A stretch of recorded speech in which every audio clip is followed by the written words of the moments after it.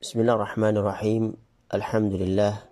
Assalatu wassalamu ala rasulillah wa ala alihi wa ashabihi wa man tabi'ahum bi ihsanin ila yaumiddin. Jadilah ahli Al-Quran. Siapa tidak ingin menjadi ahli Al-Quran? Ini adalah kedudukan hamba yang paling mulia dan tinggi di sisi Allah Subhanahu wa ta'ala.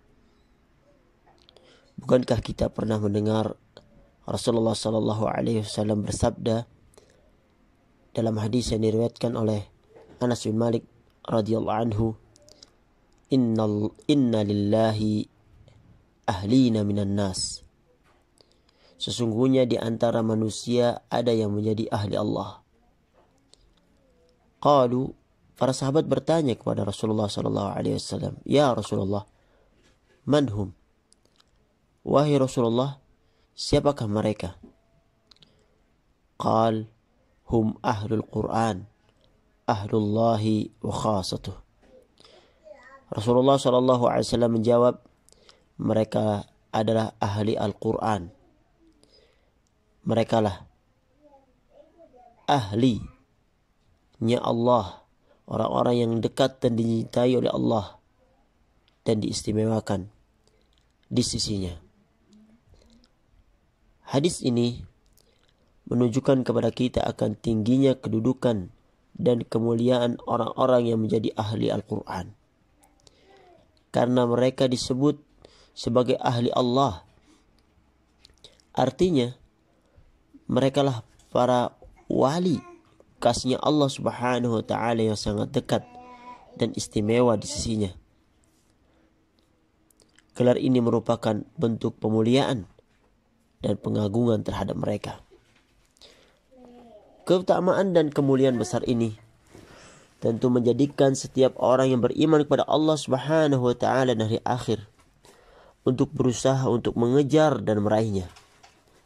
Apalagi Allah Subhanahu wa ta'ala telah menjanjikan bahwa Al-Quran itu mudah, karena Al-Quran dijadikan sebagai petunjuk dan peringatan bagi orang-orang yang beriman, dan termasuk di dalamnya dalam hal memahami kandungannya dan meraih kemuliaan sebagai ahlinya.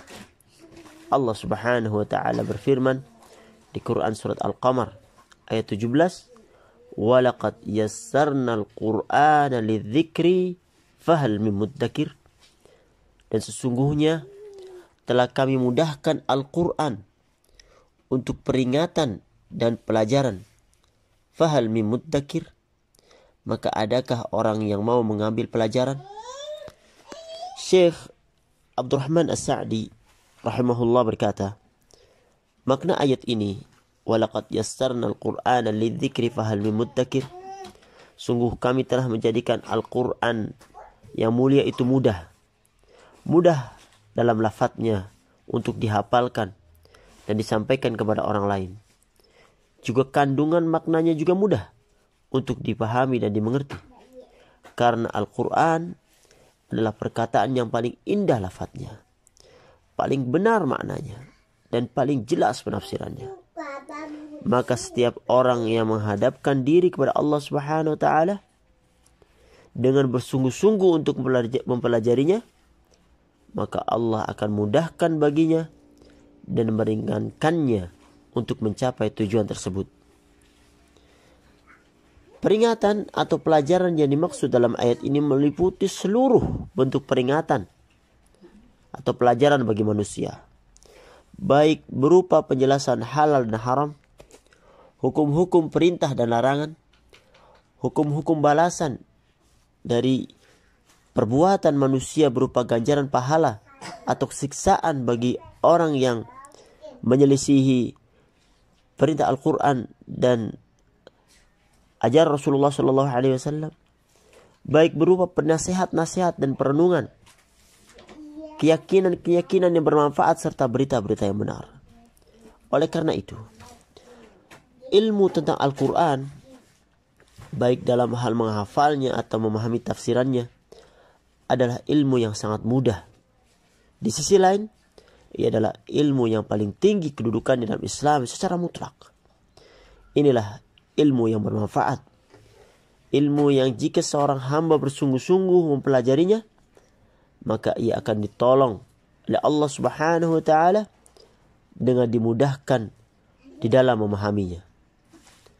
Salah seorang salaf mengomentari ayat ini dengan mengatakan, apakah ada orang yang bersungguh-sungguh menuntut ilmu, mempelajari Al-Quran sehingga Allah Subhanahu wa Ta'ala akan menolongnya?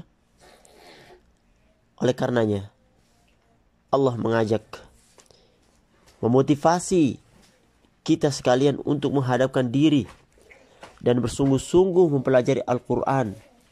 Sehingga di akhir ayat ini Allah tekankan, fahal min muddakir, maka adakah orang-orang yang mau mengambil pelajaran?